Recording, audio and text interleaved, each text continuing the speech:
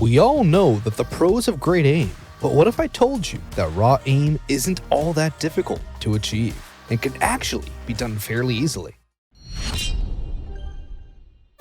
What's up, ProGuides fam? I'm Boggs, and today we're talking about aim trainers and how they can be used to improve your aim in Counter-Strike. Not a lot of people know the potential of these tools and how they can be used to achieve pro-level aim in a very short amount of time. So hit that sub button and let's get right into it. The first thing to consider, of course, is why you should even use aim trainers. What advantage do they have, and why do we say that it's faster? Alright, so right off the bat, if you want to improve your aim, you've got three options. First of all, you could just play the game. If that's what you want, then that's up to you, but it's not necessarily something I'd recommend, as it has a lot of big downsides. Probably the biggest downside of it, though, is that you're not going to be working on your aim for the majority of the time.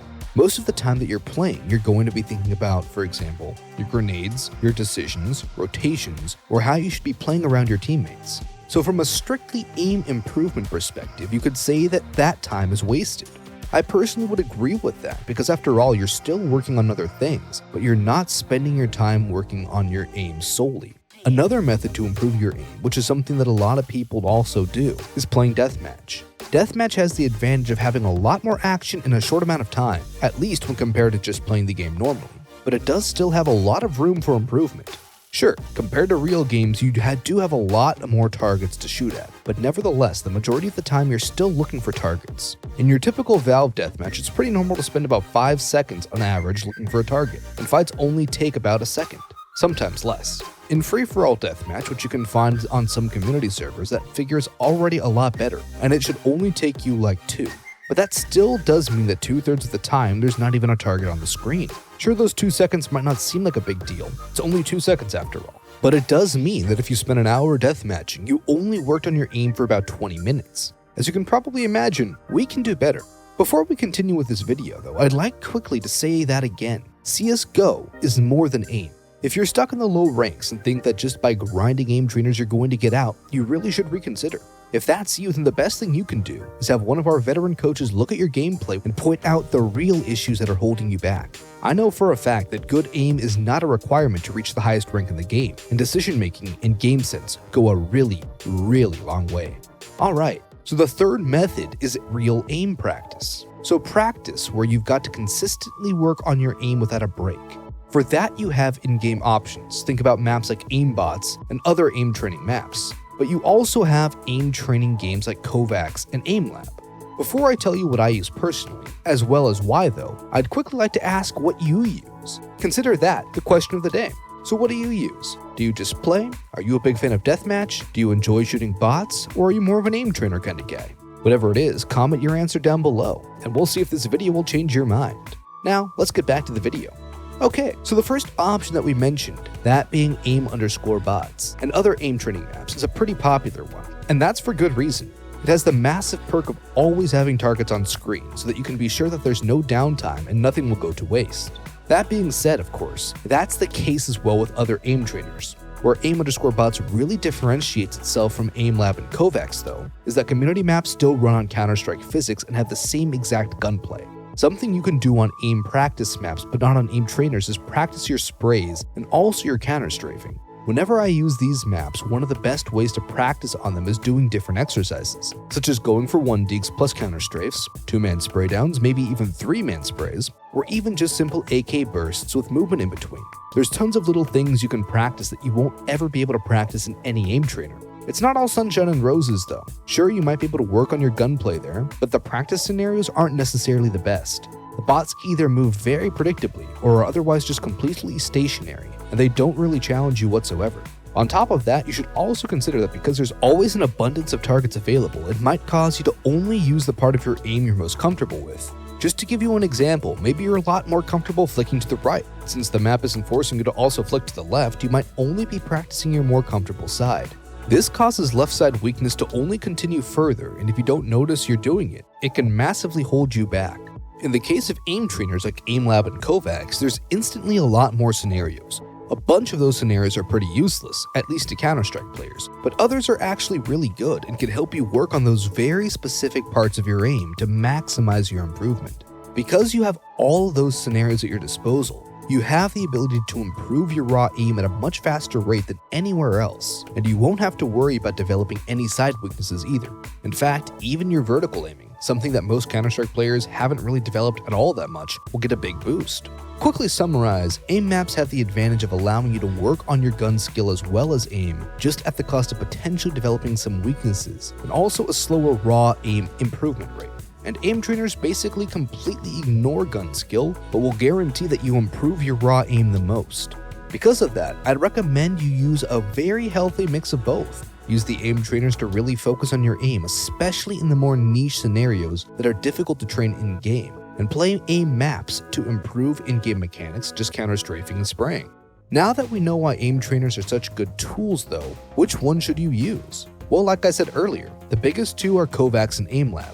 I personally have both, and I've got enough experience on both of them to have found my personal favorite. I prefer AimLab, and the reason for that is pretty simple. It's just more fun. I started out with Kovacs back when AimLab wasn't yet a thing, and Kovacs just became really popular through Fortnite. Back then, I bought the game on Steam for about $10, and I figured it was a pretty decent deal. Afterwards, I never really got into it though, as it was always just a bit boring to me and I couldn't really bring myself to actually play it. And as you can probably imagine, an aim training software that doesn't really work if you don't use it. AimLab for me is different though. It has a lot of sponsorships with pro teams, and because of that you see pro players playing it on their streams, and that makes it a lot more exciting. Being able to compare your score to that of the pros is really added value, both for setting goals and just for gaining confidence. As of late, I've been watching lots of Valorant, and seeing myself score above the majority of the 100 Thieves roster on Gridshot does make me very happy. A good amount of the pros have raw aim, and that's honestly quite achievable, and seeing that I at least have that part down really gives me confidence. Of course, it does go to show that neither CSGO nor Valorant is all about aim. There's a lot more to do with correct peeking, crosshair placement, and other factors, even when considering gunfights alone. But it's still fun to see how you did compared to the pros.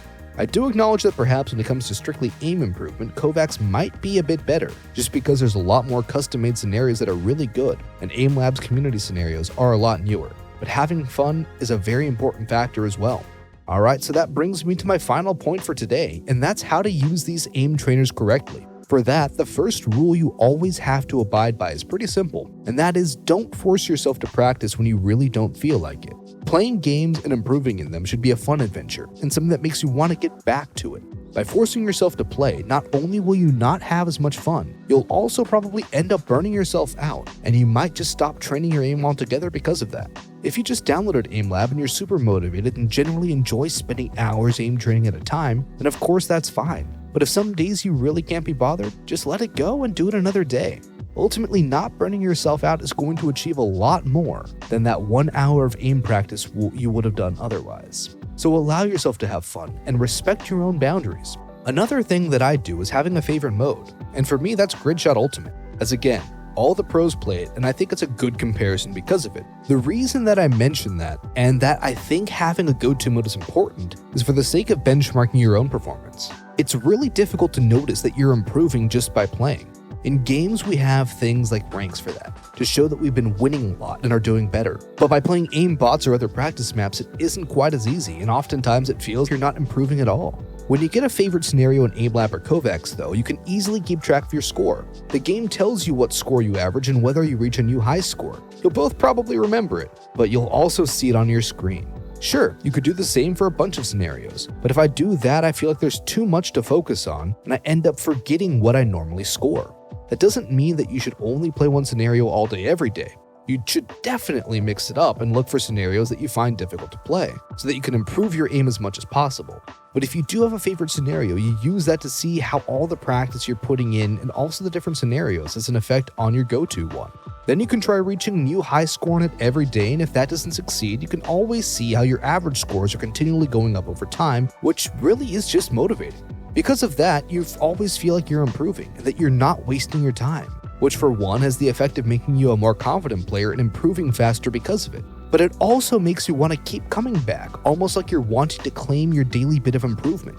I only started playing AimLab actively a few weeks ago, but it has honestly been super enjoyable, and I've been seeing lots of results, and I'll definitely be sticking with it. Nowadays, whenever I get ready for my first game of the day, I can't help but want to open AimLab first and play some Gridshot. I never really was a big guy for warm-ups, only doing it before important matches or when playing with friends, but AimLab has definitely changed that. Not only does it feel not like a chore anymore, but it's also become very fun, and I've actually been enjoying it a lot. So guys, I think that gave you a pretty good idea on how aim trainers can help you when it comes to improving your aim. So if you did enjoy, make sure to leave a like and subscribe. But remember, making the right decisions is still going to be vastly more important than mechanics. And in order to do that, the best thing you can do is book a session with one of our coaches. That being said though, I wish you a great rest of your day and best of luck in your ranked games. Peace out.